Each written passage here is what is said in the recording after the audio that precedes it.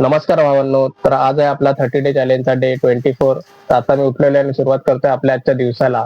तर त्यानंतर निघालो मी एक्सरसाइज साठी. पोचलो उपवनला, तिथलं विठोबावलीचं दर्शन आणि सुरुवात केली एक्सरसाइज साठी.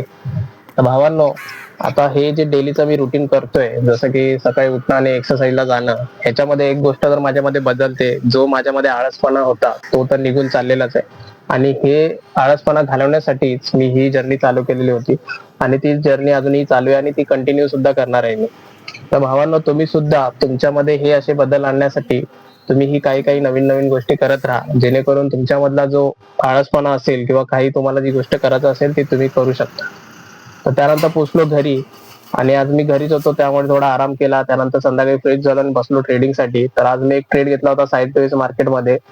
तर त्याच्यामध्ये माझा एस एल झाला. त्यानंतर बसलो पुस्तक वाचायला. तर असा होता आपला आजचा दिवस. भेटू उद्याच्या व्हिडिओमध्ये. Bye bye.